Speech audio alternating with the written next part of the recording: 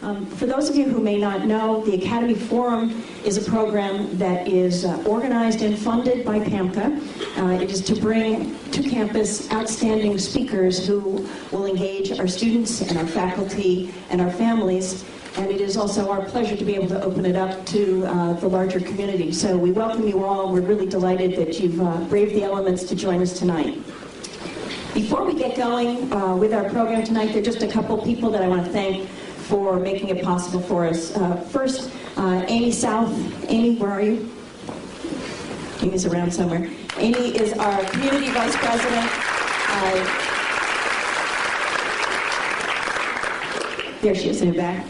She is ultimately responsible for the entire event tonight. Next is Lucy Bogzik, and Lucy is in the doorway up there. Lucy has executed every single detail for tonight. We have Trish Perlmutter. Trish has shepherded this program from the very beginning. And last but not least, Judy Kalinovsky and Debbie Kozak, who make absolutely everything happen for us here at MKA. So thank you very much. So now, without further ado, it's my pleasure to introduce the headmaster of the Montclair Kimberly Academy, Tom Namick.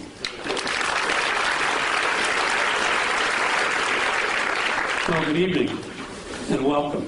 I'm delighted to welcome you to the Montclair Kimberly Academy, and I want to also thank again our Parents Association. They have made this evening possible for us. While the program is free of charge, it's not free of expectations for how we will conduct ourselves as an audience. I have a couple of things I'd like to ask of you. Please, there's to be no electronic recording, audio or video. Please don't hold your phones up to take pictures, mostly because it distracts the people behind you. And we'd really like to focus on our very special guests this evening. It's my privilege to introduce our guests, and I think they're well known to all of you, but I do want to say a couple things about them. Dr. Tyson has been a frequent guest on the Colbert Report, or rapport, I guess is the proper pronunciation. We're delighted that he's here, and we are also delighted and very grateful that Mr. Stephen Colbert has agreed to interview him for our benefit. Stephen Colbert, comedian, author, and host of the Colbert Report, is both one of the funniest and possibly the bravest comedians of our time. I want you to consider his performance at the National Press Club dinner in 2007.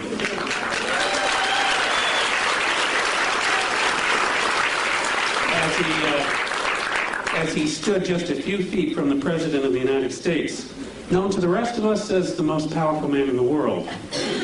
Dr. Neil deGrasse astrophysicist, director of the Hayden Planetarium, author of 9 books, teacher, lecturer, host of NOVA's 4-part series Origins, and member of 2 presidential commissions on the United States aerospace industry and the future of our country's space exploration. Dr. Tyson has a gift for working successfully within the realms of research, education, and policy formation. I owe you all an explanation about our theater tonight. What you see on stage is the beginning of a set for a 7th grade production of Romeo and Juliet. This year's selection for what is, as I said, an annual performance. And I think it's fitting that Dr. Tyson is going to warm up the stage for the 2 most famous star-crossed lovers in all of American literature. It occurred to me that there are a few things that Stephen Colbert and Neil Tyson have in common, and I wanted to comment on them. Both of them share an overarching purpose to make sense of the world.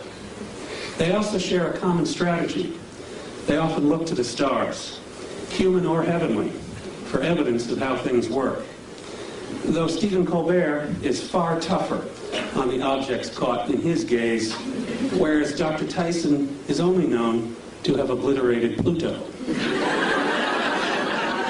They share methods in their respective fields, whether it is the search for evidence that makes sense of the world and the universe, or the creative construction of questions and tests by which the truth and significance of who or what is before them are evaluated. Perhaps then, they both have something in common with William Shakespeare, the desire to provide their audience with a lens to see the world from a previously unconsidered point of view, and not just as others would have us see it. So while the stars may be dazzling, training and instinct appear to have taught each of them to look away from celestial bodies. I'm really sorry, I have to get that bad cliche in there somewhere. And to consider the effects that those celestial bodies have on everything and everyone around them. In addition to the challenging questions that each of them make us confront, their work has given the world a little more of that very rare and gem-like substance known as the truth, or in Stephen Colbert's case, truthiness. And we are very grateful. Ladies and gentlemen, Mr. Stephen Colbert and Dr. Neil deGrasse Tyson.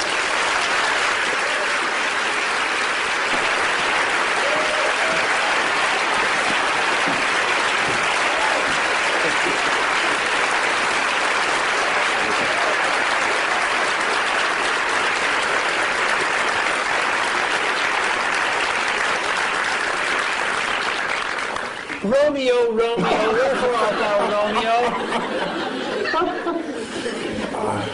I don't know.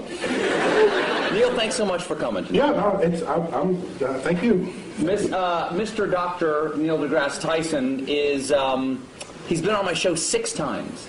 And often when I come out to greet the audience before I do my show, they ask me, who's your favorite guest of all time? And I say, not just for volume, but it's Neil deGrasse Tyson. Because not only do I love what Neil knows, but I love that he loves what he doesn't know. Always interested in the next thing to learn. Oh, yeah. And always roll to whatever idiocy my character wants to throw on him. I think the only time I ever surprised you, as you told me a little while ago, was I asked you, should scientists go to Argentina or hike the Appalachian Trail? Yeah, I want people to talk about them. It's the universe talking there. The universe amplifies. Yeah, that one, I missed that one. Yes, you'd missed that news story. Yeah. See, to go on a show, it's like the hardest interview ever. I have to I'm laden with current events just to mix with my science because I don't know where he's going to come at me. And I got to be ready with 7 tennis rackets to hit it back. And I'm upset because that one news story, remember what the guy, was it South Carolina guy? Who remembers? He goes to Argentina and becomes well known for having done so. And you asked me straight out, should scientists visit Argentina more often to become better known? And it just went, you aced me on that one. You're welcome. Now, Neil, we've got a lot to talk about tonight. Yeah. A lot of subjects. Science is a big thing. But I want to start off with, this is not a bribe. I want to start off with... What's these chairs? I feel myself sliding. No. Exactly. When I first walked in, I said, oh, welcome to the barn raising. I realized we're speaking before the Amish tonight. Now it's going to make it tough to talk about science and technology. All right, Neil, I want to start. I want to start in a broad way. Are you tweeting now, or are you actually trying to interview me? No, I'm just looking at photos of myself.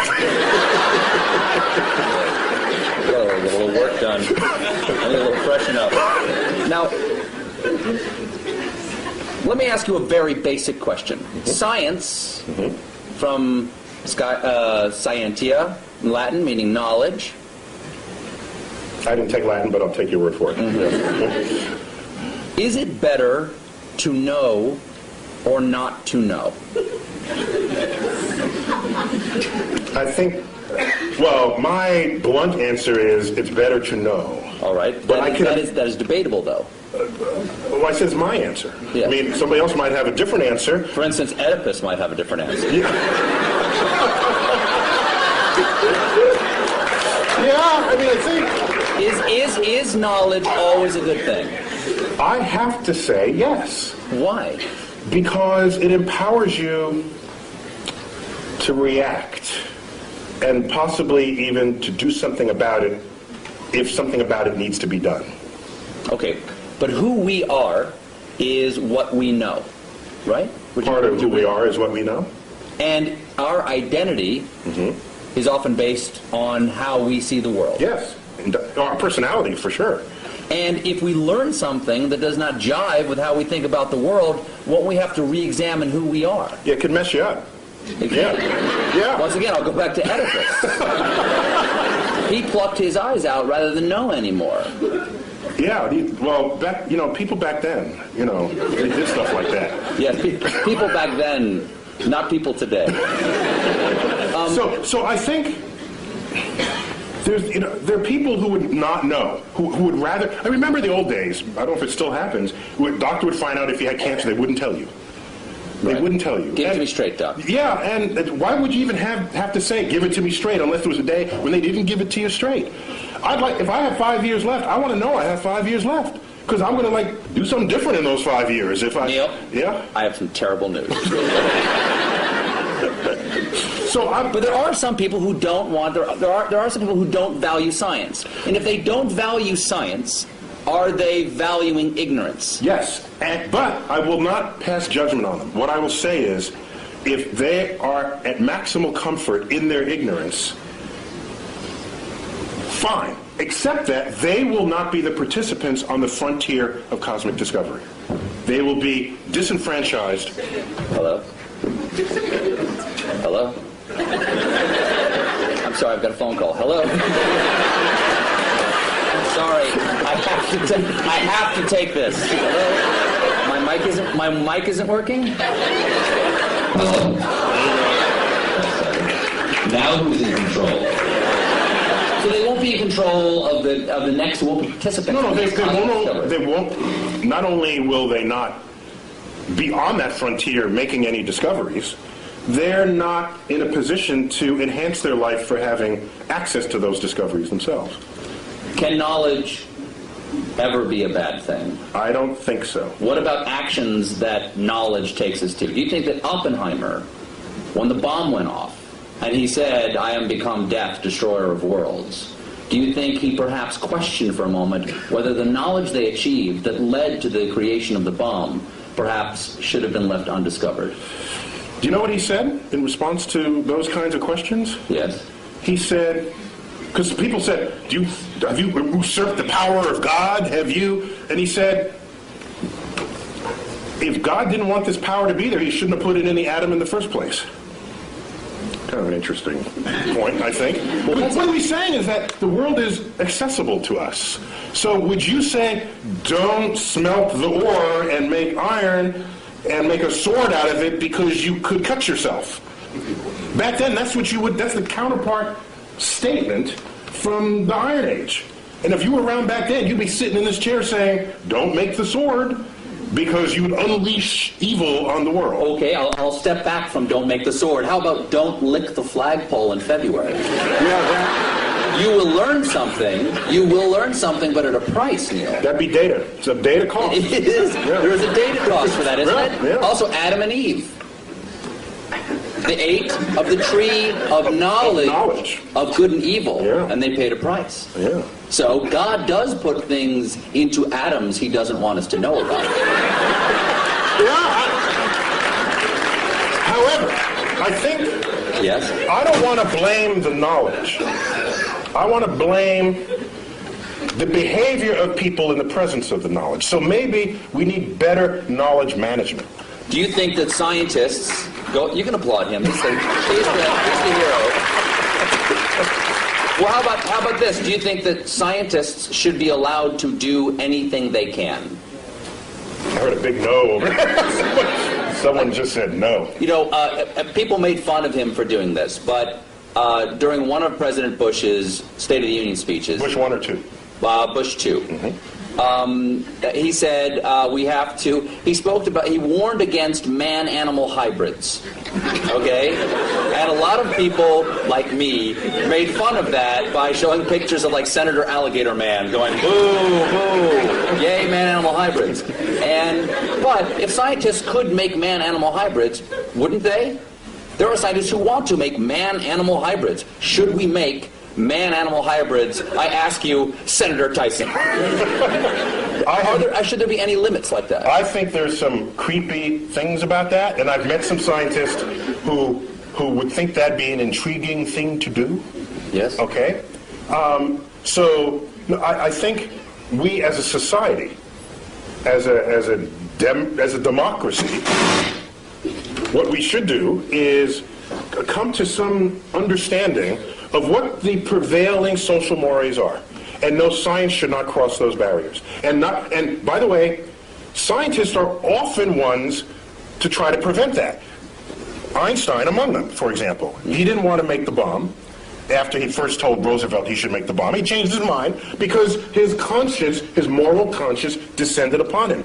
Scientists are not without moral code here. So as a culture and as a society, we decide what should be the prevailing cultural mores, and I think we should all be beholden to those. What do you think of the portrayal of scientists in movies? Because often, for instance, the scientists who make the Terminator, they're the bad guys. Scientists lead us to the Terminator, or they create the superbug that wipes out the world, or they enrage the monster at the bottom of the sea. When you part the curtains and at the bottom of all of that, there's a politician funding that research.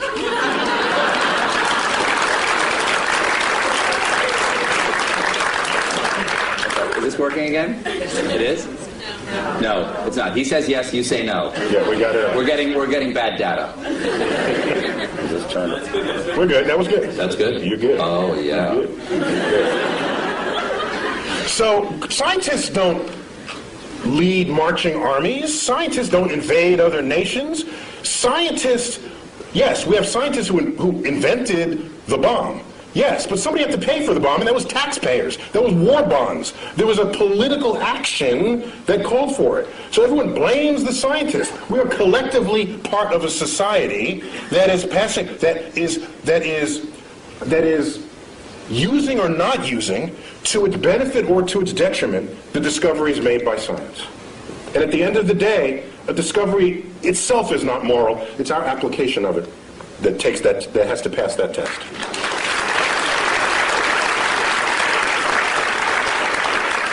Would you agree that there's a distrust of science on a certain level in our country? I mean, unless it's, going to grow my hair back. Yeah, the right. Science... Or do other things to your anatomy, yes. Right, exactly. Yes. Science, exactly. Yeah. Science, I've gotten those emails. Science is sometimes distrusted because it is more complex than the average person can understand. I think that is the core of it. It's distrusted not because of what it can do, but because of because people don't understand how it does what it can do. And that absence of understanding or misunderstanding of the power of science is what makes people afraid of it. And so I remember back when they first split the atom, shouldn't split the atom, or shouldn't, you hear this at every discovery that happens in science. There's a mystery to it.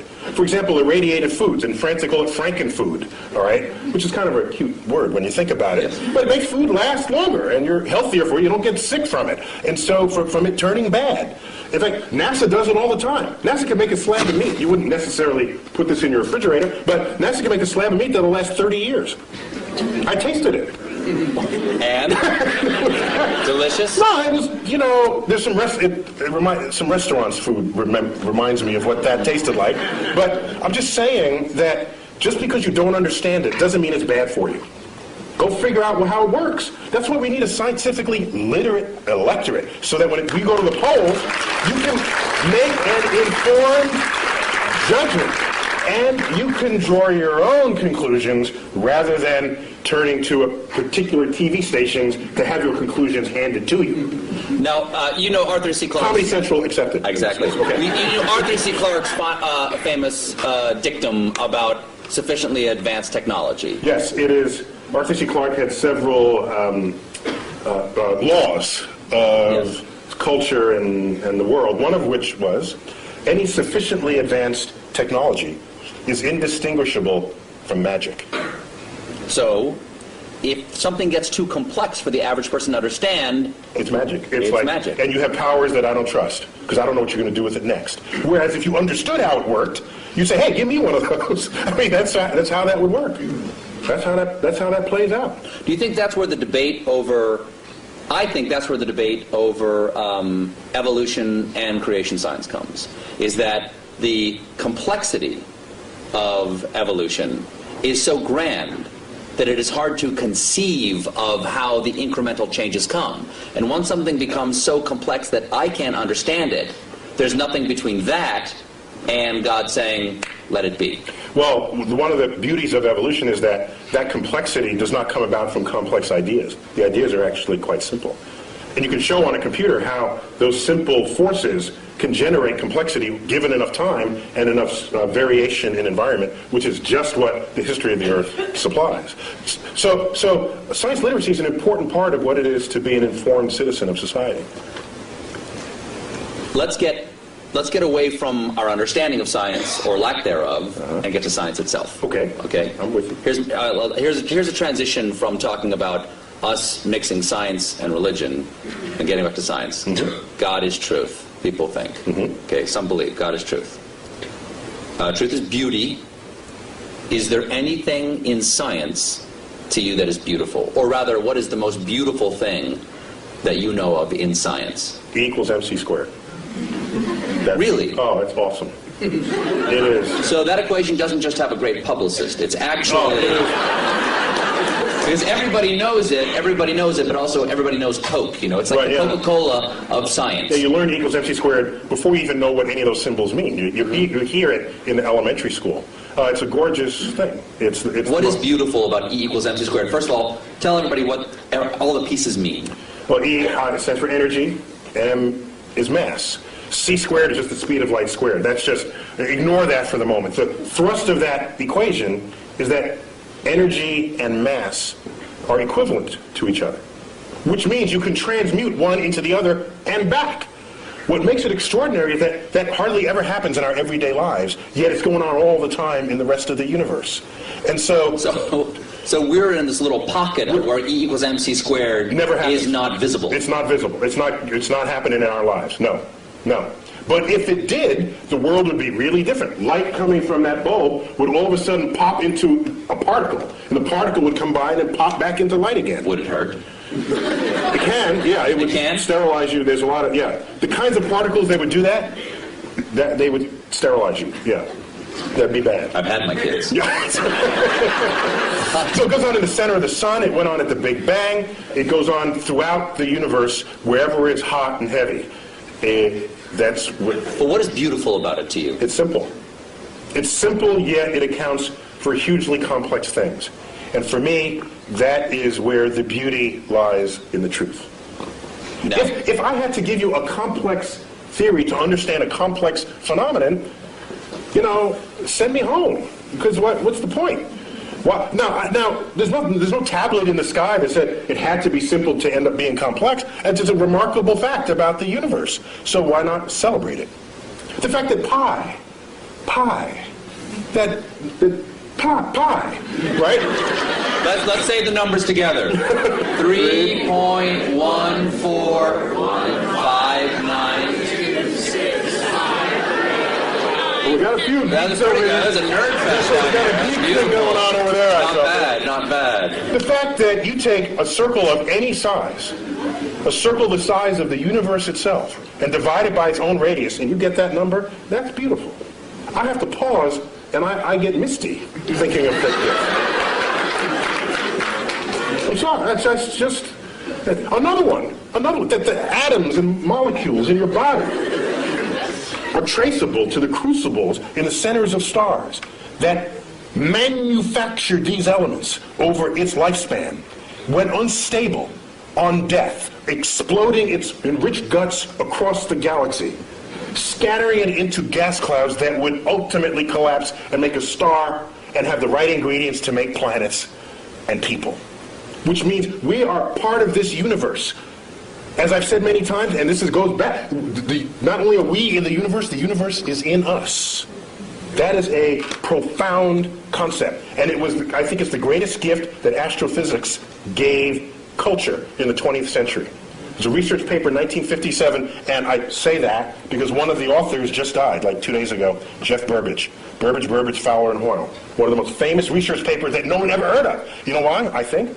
Because it had 4 authors, not just one, and it took decades to figure out, and it wasn't just somebody burning the midnight oil, so it doesn't lend itself to poetry or screenplays, because it's a collaboration, so nobody wrote about it. But we knew that we are star stuff. We knew that we are stardust at the middle of the 20th century. That connects us to the universe like no other fact. That's beautiful.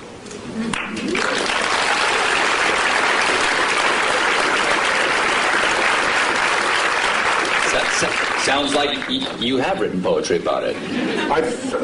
Once it gets in you, you have, the only way it comes out is poetically. No! You write poetry. You write sonnets.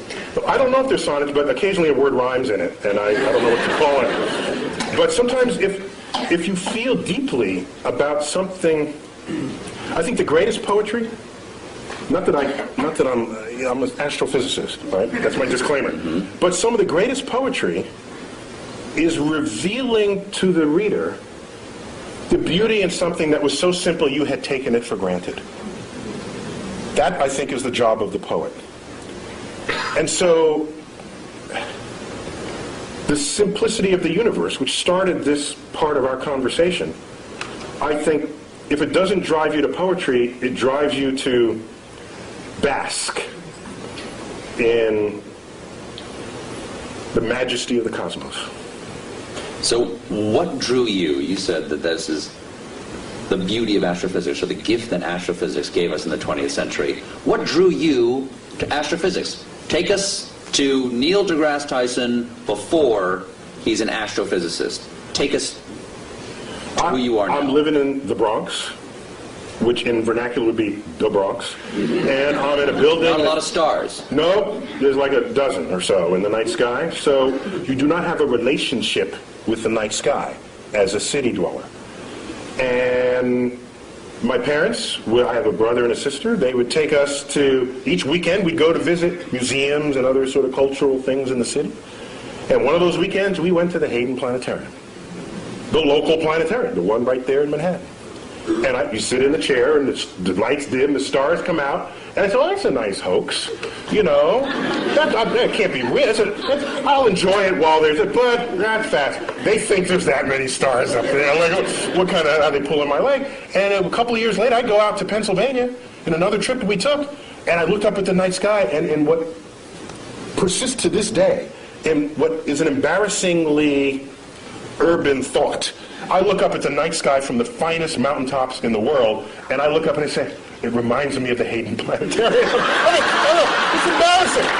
See, I beg forgiveness. Wow. But so strong was that imprint that I'm certain that I had no choice in the matter. That, in fact, the universe called me.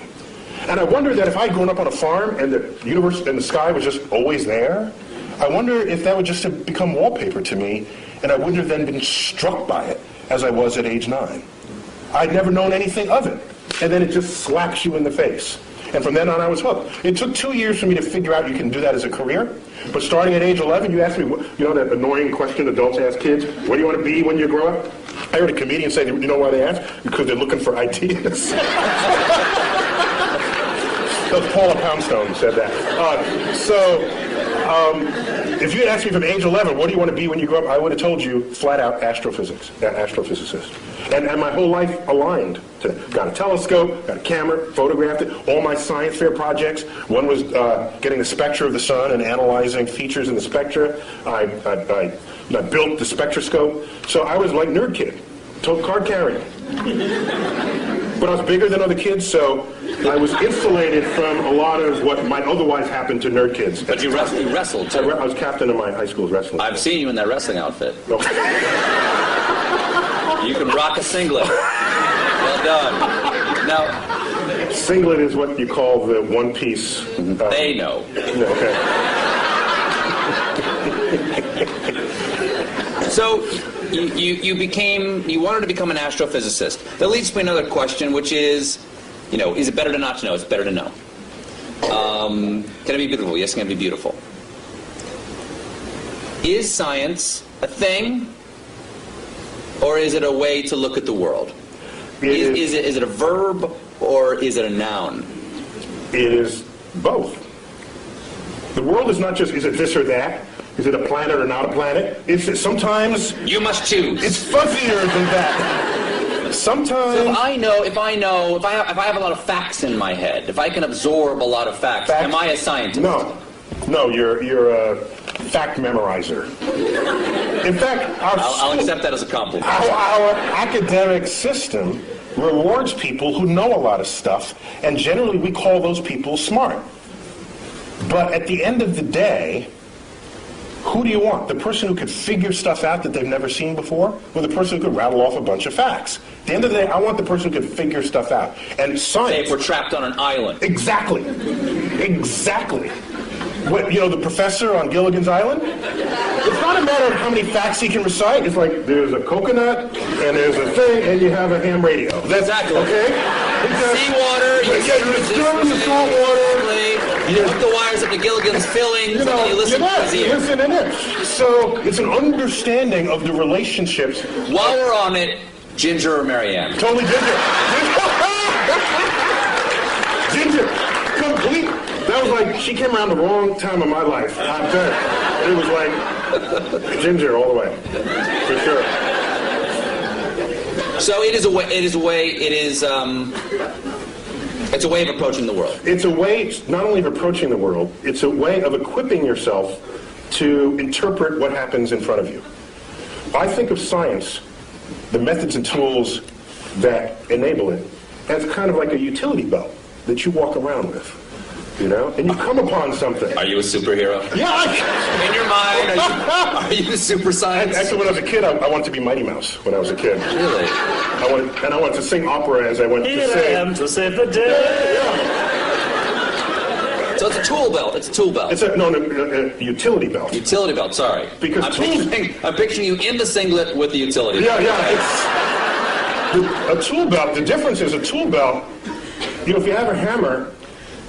As they say... You can hammer in the morning, You yes. can hammer in the morning, if I had a hammer. The problem is, if you start wielding a hammer, then all your problems look like nails. Mm-hmm. And maybe they're not. Maybe it's more subtle than that. And so your toolkit has to be able to morph into what is necessary for what it is that you confront at that moment. And so, yes, you're equipped with methods of mathematical analysis, methods of interpretation. You know some basic laws of physics. So when someone says, I have these two crystals, if you rub them together, you'll get healthy. So rather than just discount it, because that's as lazy as accepting it. Both of those are just lazy brain. What you should do is inquire. So do you know how to inquire? And every scientist would know how to start that conversation. They would say, well, where'd you get these? What kinds of ailments does it cure? How does it work? What does it cost? Can you demonstrate that it works? And you go through this whole, and at the end the person's in tears because they weren't prepared for that level of questioning. And so science literacy is vaccine against charlatans of the world that would exploit your ignorance of the forces of nature. Neil, if you don't like the crystals I gave you, you can just say it. And they're not working for you because you don't believe.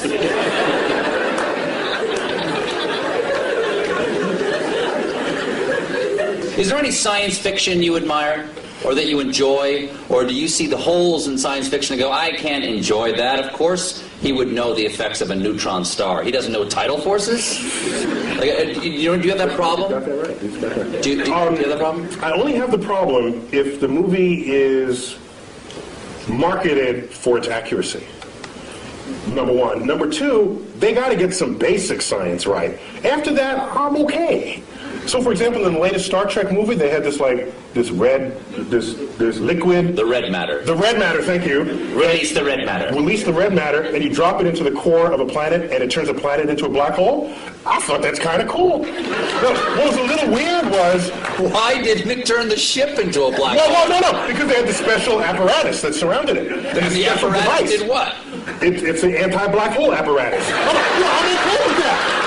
See, I was not losing sleep. That didn't bug you? Over what held the black hole. I didn't have an issue with that. But oddly, what I had an issue with was they needed this drill, which is a very cool kind of, that was the coolest thing I'd ever seen. Exactly. A drill, they would drill to the center of your planet, and they drop I'd say, if that would turn a planet into a black hole from its center, it surely would turn a black hole turn into a black hole from its surface.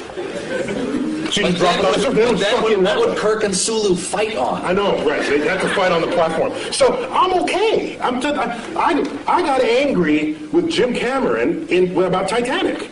That's how I got angry. Did I tell you? I didn't tell you the story. You did not. Oh no! Can I? I've never seen you this angry before. Hold me back. I can't wait to see what you have to say about Avatar. You might turn blue with rage. Go on. So what was your problem with Titanic? There's a colleague of mine who saw Avatar, and he got home and he told his wife he wanted to paint her blue, and that didn't go over very well. Is she 10 feet tall? So, Titanic, you may remember, was marketed as a film of high accuracy because Cameron had funded this submersible to go down and it checked out the staterooms and the wall sconces and the china patterns, and so they reproduced that to detail.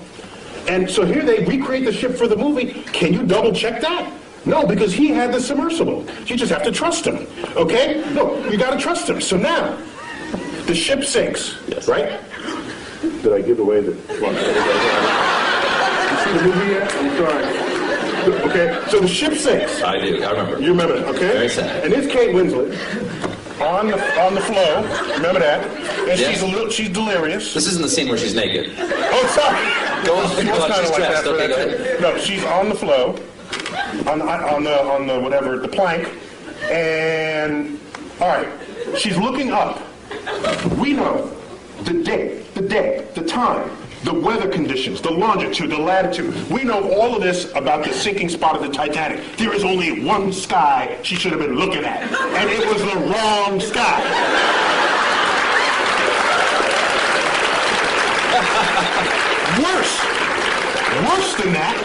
Worse than that, the left side of the sky was a mirror reflection of the right side of the sky. So it's not only wrong, it was lazy. And Halfway through, they just might just flip it. Just flip it. no one will know. And so I was livid. Ooh. I got out my finest stationery, and I wrote a letter to Jim Cameron. No reply. 5 years later, I bump into him. He was on the NASA committee, and my sort of presence with NASA was growing by then. But I bumped into him in a meeting. And I said, Mr. Cameron, I just have to ask. You know, the sky is not the right, what? And he says, well, actually that happened in post-production. So he's absolving himself of guilt, but I wanted him to grovel in front of my feet, which he did not do. Now, wait. So I was angrier after that. Later on, Wired magazine honors him for Discoverer of the Year, Explorer of the Year, and they want to hold their party at the Rose Center for Earth and Space. You don't come into my house and get the sky wrong. Okay? Is my microphone working? Or did it fall? You're loud enough, you don't need a microphone. There we go, it fell down. Can you hear me now? Mine, yes. Okay. So, he's in my house. And as a courtesy, they extended me an invitation to have dinner with a small group of them after this award ceremony. So I said, yeah. So we go to dinner. There's 6 of us at the table. The wine is pouring. So I said, Jim, I don't know if you remember, but I brought this up some time ago about the sky. And I wouldn't be so upset, except that everything else you boasted was so accurate. And we can't even check how accurate that is, but anybody can spend $50 for a planetarium sky program and look at the sky and know that you got the wrong sky. What gives? And you know what he said? He said, last I checked, worldwide, Titanic has grossed $1.3 billion. Imagine how much more it would have grossed if I gotten the sky right.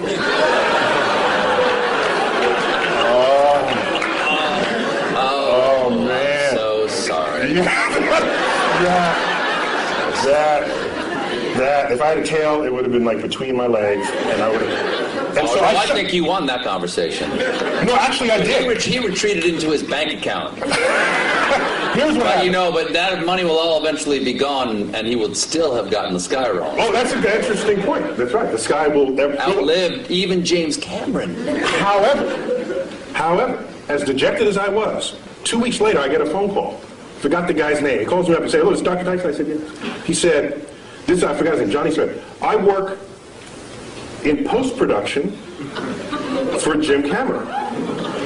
He is releasing a 10-year director's cut anniversary edition of the Titanic, and will be adding new footage from the deck. And he tells me you have a sky that he can use."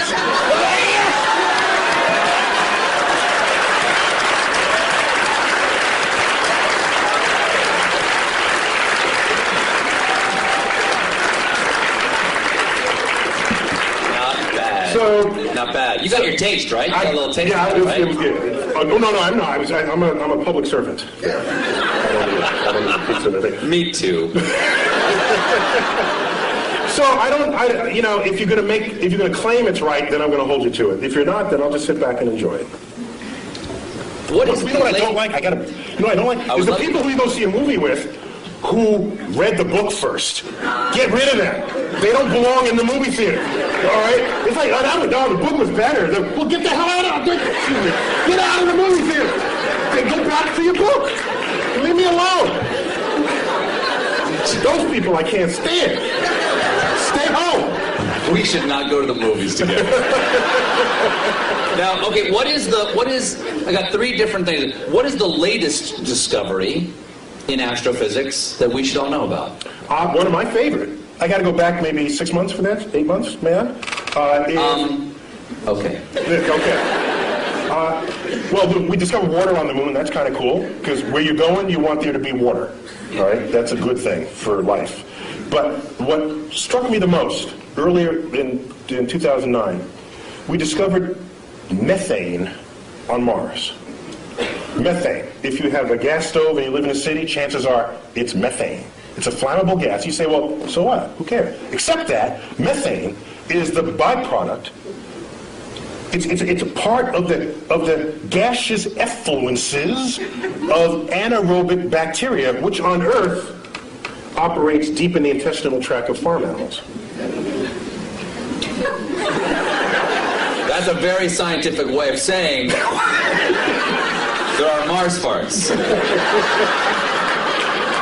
That's what you're saying, I right? didn't want to say it. Yeah. You got a doctor in front of your name. You can't say stuff like that. I can't say stuff like that. But that means that is possibility, or is that yeah, there's life, but no one will come out and say it? It means while you can generate methane other ways, such as sunlight. It's a combination of pressure, temperature, and energy source. You can manufacture methane. Magic. So, but chemical magic, yes. Chemical magic. But it is a natural byproduct of bacteria that thrive in the absence of oxygen. And you don't have oxygen deep in your intestinal tract, neither do any farm animals. And if you're down under and Mars doesn't have oxygen. So it's tantalizing to think that maybe there are life reservoirs in aquifers beneath the Martian soils. As I was saying before about is it better to know or not to know, and there are things about our own identity that we take from the knowledge that we have, yes, we do. or the things that we don't know, the assumptions of things that are not there to be known. And instead of using the word identity, I'd say they have an impact on our ego. Yes. Because the more we learn about the universe, the smaller we get, all right? In time, in space, in size. And so if you go in... Not the way you just described it. The way you described it, you're a supernova. Well, that makes you bigger. Well, I think if you know about what's going on, then it's not mysterious and you're a participant in the unfolding cosmos. Otherwise, you are consumed by it and you fear it and you shun it. And you say, I don't want to know that I live on a speck called Earth, orbiting an undistinguished star in the corner of an ordinary galaxy in an expanding void of the cosmos.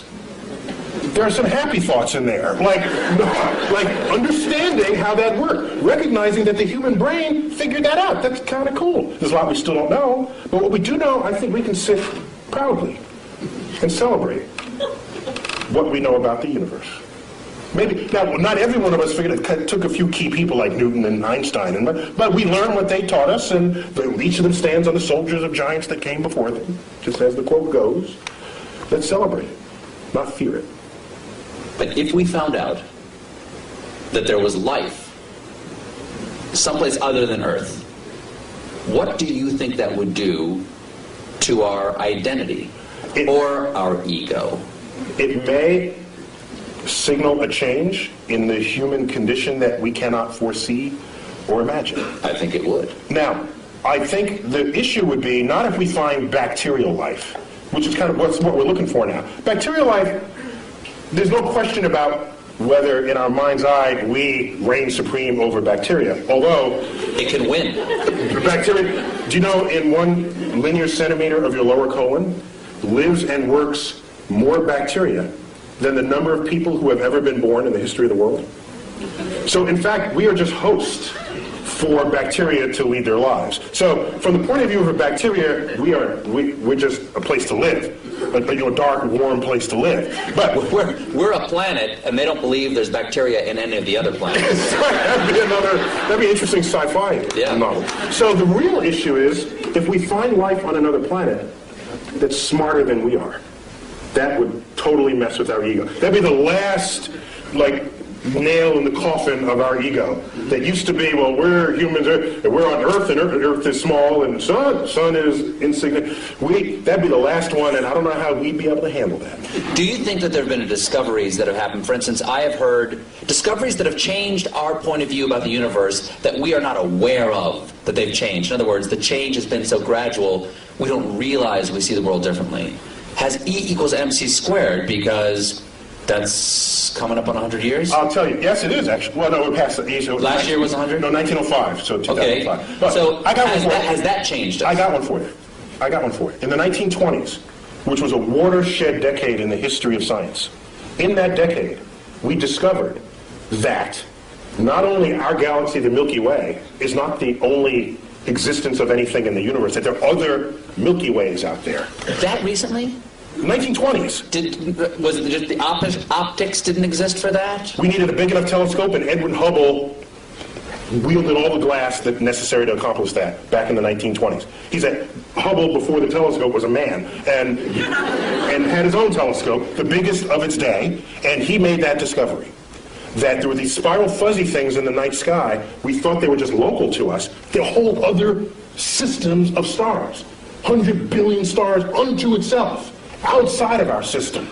Not only was that discovered in 1926, 1929 he discovers that the universe is expanding, which means it may have had a back then, it may have had a beginning. If it's expanded, that meant it was littler in the past. Well, there must have been a day when it was all together in the same place. Thus was born the Big Bang. Okay, so now, also in that decade, quantum mechanics, quantum physics was discovered. That is the science of the small, the science of electrons, protons, neutrons, particles, nuclei. At the time, you'd say, this is just physicists burning tax money. Because who cares about the atom? I got my horse to feed. I got kids. You got issues in society. Yet it's quantum mechanics that is the entire foundation of our technological revolution. There would be no computers. There would be none of what you take for granted, your iPod, your iPhone, cell phones, the space program, without our understanding of the laws of physics as they operate on that atomic and molecular and nuclear level. And so the chemist has no understanding of the periodic table of elements without quantum mechanics. To them, it's just a list of elements. Quantum mechanics tells you why this column is there, and that's there, why this mates with that, and why that makes a molecule with that. That's quantum mechanics, and it's unheralded. You ask me if there's any discovery that has changed how we live, it is quantum mechanics. And I make this point because I'm ready to... Today you hear people saying, why are we spending money up there when we got problems on Earth? And people don't connect the time delay between the frontier of scientific research and how that's going to transform your life later down the line. All they want is a quarterly report that shows the product that comes out of it. That is so short-sighted that that's the beginning of the end of your culture. So So it's better to know. That's a really long answer to my first question. My second question is, let's take some questions. Do we have time to do that? Q&A. You better wave. You better hit me in the head with a rubber band. Okay. Very quickly before we get to questions here. How many can I ask? Ask one. Do we have microphones, or are we going around the room? We can repeat the question if there aren't enough microphones to go around. Let's start right here with just one, please, sir. Is there a brown dwarf star approaching? Is there a brown dwarf star approaching? Okay. Dare I suggest that I think I know much more deeply about what's behind that question? He's asking about Planet X. Do share. That would swing by Earth in the year 2012 and tip us on our axis and have it be the end of civilization as we know it. Is that right, sir? Oh, I heard about that. Yeah. I'm digging a subterranean chamber. Yeah. Me and my kids are going to be fine. Yeah, go on. When's it get here? It doesn't exist. Moving on. Next question. Yes. No, there is no Planet X. All gravity, all principal sources of gravity in the solar system are present and accounted for. Anything Yes, we sir. discover now are tiny and insignificant, like Pluto's relatives. Yes. Yes. Anything to say about Apophis, an asteroid the size of the Rose Bowl, discovered December 2004, headed towards Earth. It's not alone among asteroids headed towards Earth, except that this one is headed, there's a whole set of asteroids that cross Earth's orbit. That alone is not a problem. You cross the street all the time, but at different times the trucks drive by, okay? So the issue is, are you crossing the street when the truck is driving there at the same moment? That simultaneity is what matters. Apophis, when you ran the calculations, showed that there was a chance of it hitting us in the year 2036, with a close approach in the year 2029 on April 13th. A Friday, by the way. But here's what's significant about that. We've had close approaches before, but none this close. This is the size of the Rose Bowl, and on April 13th, 2029, it'll come close enough to Earth to dip below our orbiting communication satellites. Do you think 2.5% is a big number for that asteroid to come to Earth? No, right now the best estimates are several in a million that it will hit us in 2036. And if it does, it will likely hit the Pacific Ocean, plunge into a depth of 3 miles, explode, cavitate the ocean, send waves of tsunamis. The first one from the impact. The second one, because the water splashes back into the cavity, goes high into the air, drops back down and sends another pulse. This will go on about 40 times. There'll be multiple tsunamis. I was just on the Santa Monica beach 2 nights ago because Santa Monica is the first city to get hit because it's the beeline right up from Santa Monica, 600 kilometers into the Pacific. 5-story tall tsunami would take out the entire west coast of the United States. But nobody has to die because we know this well in advance. But I think 2 people will die. The stupid surfer who wants to surf that tsunami, we know people like this, right? You see them. And you know who else, of course? The weatherman who wants to bring the camera guy closer. Can you see the waves hitting the shore? Okay, take him out too. We don't need either one of them, and then we'll get on with it. That would be a great James Cameron movie. Yes. Tonight there's a wolf moon. Can you explain what that means? What's a wolf moon? Okay, each full moon of the year has a name, and there are regional variations among those names. And the wolf moon, it's when it's snowy and the wolves howl. You can see the wolf in the light of the moon because the landscape is white, and the wolves don't turn white, so you can see them against this. And so depending on if you live in a region where there are wolves, that would be what you would call it. Other full moon names you've heard of, the harvest moon is one of them. The honeymoon is one. That's the moon that's in June, the honeymoon, because that moon actually never gets very high in the sky. And it's amber the entire time. It takes on the color of honey. It's just called the honeymoon, and you get married in June. And that's where you get the name honeymoon for that. Yeah. Anyone over here? No? Yes, sir. I think in astronomy, probably dark energy was sort of a real game changer about 10 years ago, the discovery that the expansion of the universe is speeding up. If there's a game changer in the next 20 years, what is it? The question is, dark energy, he said 10 years ago was like a game changer. Can I foresee any game changers on the horizon. Well, it turns out dark energy was not as much of a game changer as you might think, because we already had a slot for it in Einstein's equations. We already had a placeholder. No one had ever measured it before, so we just assumed it was zero and got on with life. The moment it was discovered, we said, hey, now we can stick it in the equation. It's like, whoa! Its presence in the equation shows that there's this force, there's this pressure operating against the action of gravity, making the universe accelerate in its expansion. And that's extraordinary, because it means that a day will come where these galaxies that Hubble discovered will move away from us with such speed that they will disappear beyond our horizon, and the total known universe at that time will only be the Milky Way, restoring the state of mind of our universe that existed before 1920. That's a spooky time. We would have to hand down the annals of cosmology from previous centuries to hear about the galaxies that were once in the night sky. So game changers going forward. If we discover the dark matter particle, that'd be kind of cool. If dark energy and dark matter, because we don't know what's causing either one of them, but we measure them. So they are real in their action on the universe. We just don't know what it is. Okay? As distinct from the ether 100 years ago, we never measured it, we just assumed it was there, there was no data, it was just dark matter, dark energy, we can call it Fred and Wilma. Don't think it's matter or energy, we don't know what it is. Don't let the name fool you.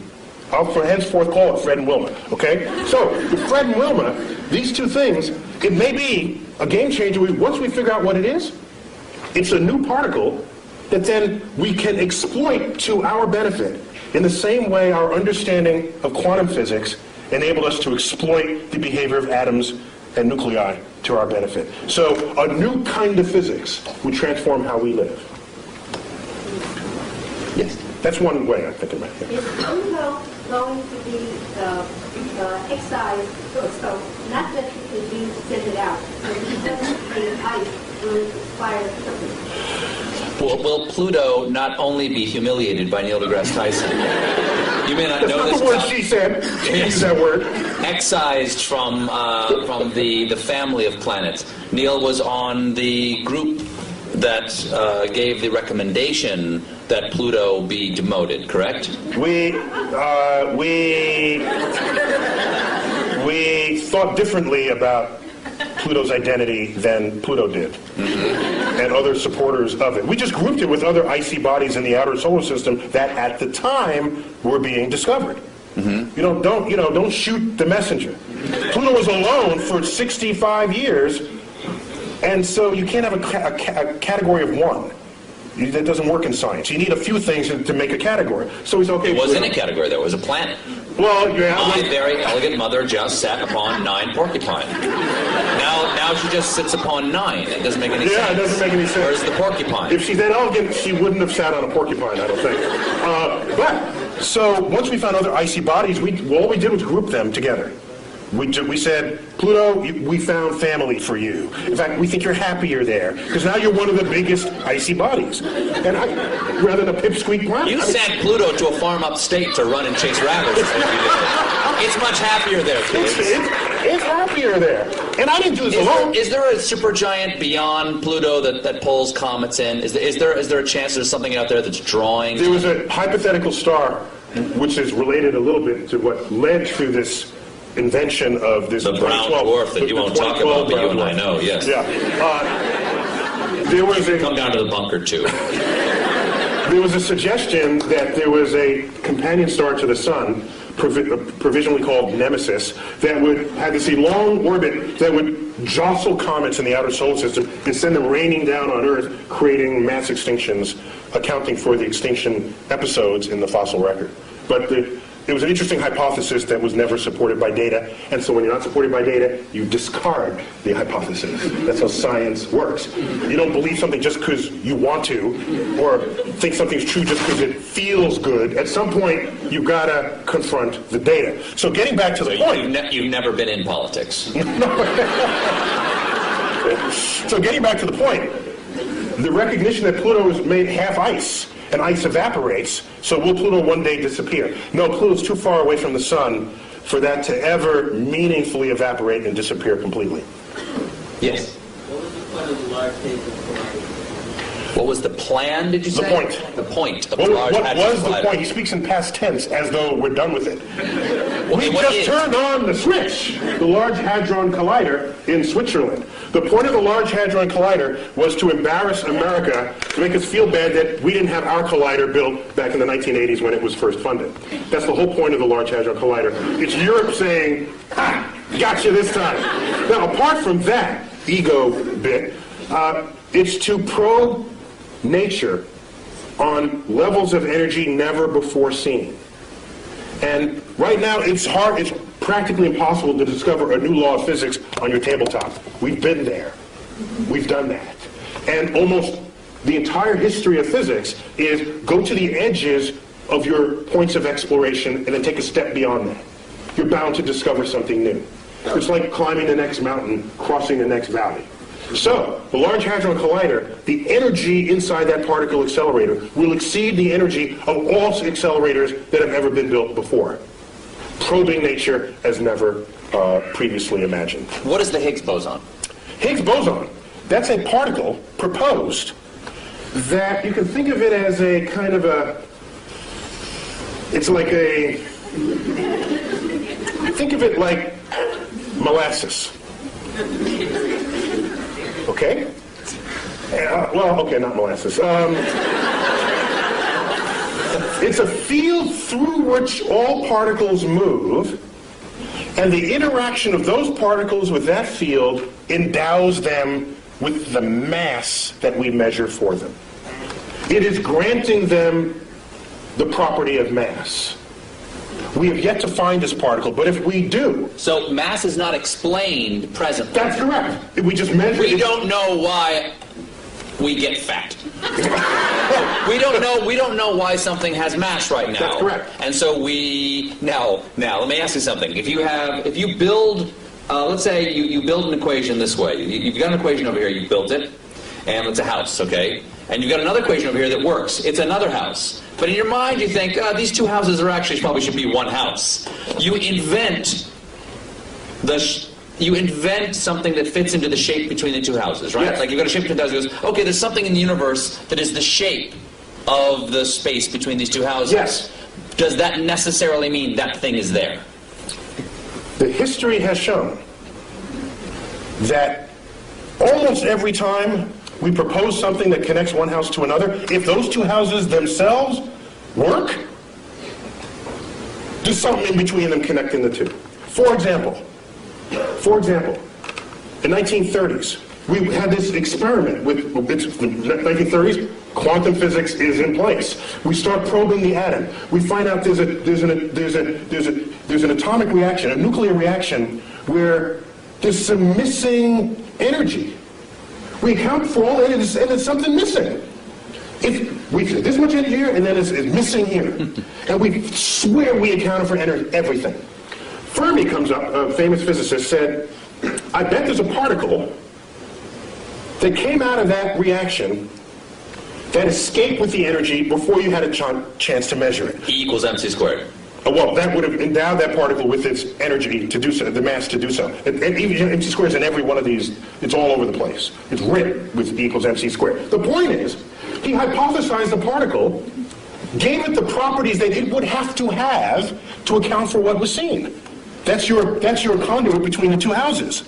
Then he says it's got to have this much energy, and it's got to be pretty hard to detect because we surrounded this in lead, and it just went straight through the lead. So I'm going to propose a particle that's hard to detect. And it's got to be little, because there's not that much mass, and it has no charge, so it's neutral. So he called them neutrinos, little neutral ones. He hypothesized. He said, let's look for them. 20 years later, they were found, neutrinos. And now we kept them coming out of these reactions. He built the porch, the walkway between the two houses. Practically every time you have two working understandings of the world, and they have to coexist in the same universe, there's something that's going to connect them. It's like electricity and magnetism, previously discovered as separate things, until Faraday and Maxwell said, hey, wait a minute, this works and that works, and they kind of smell like each other, though maybe they're the same thing. So a whole theory came out to put the two together, and it is the theory of electromagnetism. You know this word. You just take it as a single word, but those used to be separate concepts. So we're going good with this. We're on a roll here. So why not continue? Yes, right there. Do parallel universes exist? Do parallel universes exist? We don't know. The parallel universes are losing favor to the multiverse. We have some cogent theoretical expectations that our universe might be just one of many, spawned from this sort of this hyperdimensional medium, which we'll call the multiverse. There's no data to support it, but we have good theoretical premise to think that it's there. And we have philosophical precedent. We used to think Earth was special and unique. It wasn't. We got 8 planets. We thought the sun was special. It's one of 100 billion suns. Thought the galaxy was special. No, it's 100 billion galaxies. We have one universe, or do we? The track record said, why should there only be one? Be open to the possibility that you don't live in the majority-looking universe that's out there. Would a separate universe, when you say different universe, slightly different laws of physics, which makes That's it. what I'm asking, Oh yes. yes. Well, this is the fun part, because if you manage to get a portal to another universe, don't be the first one to volunteer to go through it, because your atoms are working in this universe. If the slightly different law of physics, you could implode, explode, come out with 3 heads. Who knows? There's a different exchange rate over there. Yes. Yes. Someone, let's go in the back, in the middle, and I think you have a white sweater on, yes. Is it possible to tunnel through a black hole, like quantum mechanically? Can a black hole be used to travel? How about that? Can we say that? No, it's a little different. Like, Steve, get with it. Tunnel through a black hole. Yes. As if it creates a tunnel in space or time.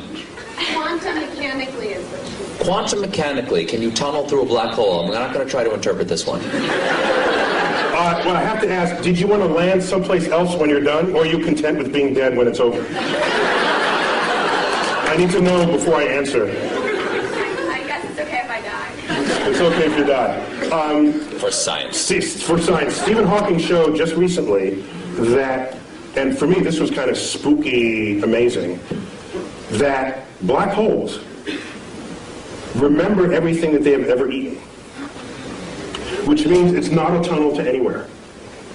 Everything that it ate is sitting there at the singularity at its center.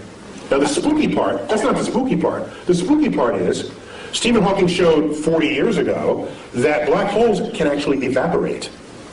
The matter that's within a black hole can rise up out of the gravitational field that surrounds it and spontaneously birth a pair of particles. That's just E equals mc squared doing its thing. E equals mc squared. The gravity field has high energy density. Out of that pops particles. And those particles escape, taking matter away from the black hole. From the gravity field of the black hole. Doesn't that fly in the face of how we think of a black hole? Yes. A black hole, gone forever. Yes. Because nothing escapes, because nothing can surpass the energy needed to go faster than the speed of light. Except quantum mechanics, this quantum physics from the 1920s gets you out of that problem. That's a classical understanding of black holes. You layer quantum mechanics on it, weird stuff happens. Completely legitimately weird stuff happens. So you birth these particles outside the thing. Now here's what happens. I dump you. That sounds like that. I'm not interrupting. That sounds like science is making magical exceptions for itself. Quantum physics is kind of magic because none of it issues forth from your common sense. Particles pop in and out of existence. One time it's a wave, the next time it's a particle, and it interacts with itself and and you measure it here, but it shows up there. If we were forged in that world, then all that would be common sense. And equals mc squared would be a daily phenomenon. You wouldn't need Einstein to figure it out. You'd be learning it in elementary school. But that is a foreign universe to us. And so what goes on there, you are prone to say, that doesn't make sense. You know something? It's of no obligation to make sense to you because your senses didn't come out of that universe. out of that universe of tiny particles. We don't live there. If you let something go and it drops, you say that makes sense. If you let something go and it goes up, you say that doesn't make sense. In quantum world, that happens all the time. It would make sense in the quantum world. So I submit to you that if I take your body and dump it into a black hole, what Stephen Hawking showed is that all the particles that went into the black hole, let's say it's Stephen Colbert black hole, okay? No other contaminating bodies but your atoms in the center of this black hole. And I wait around, and out here in the gravity field, particles pop into existence. And I make a check, how many protons, how many neutrons, how many electrons, how many neutrinos. By the time this black hole is evaporated, it would have been every single particle that you were having fallen in the first place. Extracted out of the energy field of the black hole. So it remembers who you were even out in the gravitational field. That's spooky to me. Is the black hole now gone? Gone. Gone. Just it pops out of existence. Evaporated. It takes, by the way, it takes several trillion years for that, so don't wait around for it. It's that young man right there. How do you figure all this out? Okay. How do you figure all this out? It's an excellent question. Yeah, it's a good one. Isaac Newton did it all by himself. He was like really, really, really smart. A quick Isaac Newton story. He discovered laws of motion, laws of gravity. Just shows that planets don't orbit in circles, as Copernicus had thought, but in slightly flattened circles we call ellipses. And so a friend of his said, hey, Ike, why? That may be quiet. I don't know what why that shape and not some other shape? He couldn't answer that question. I'll get back to you. Goes home for 2 months, comes back. Here's why it's that shape.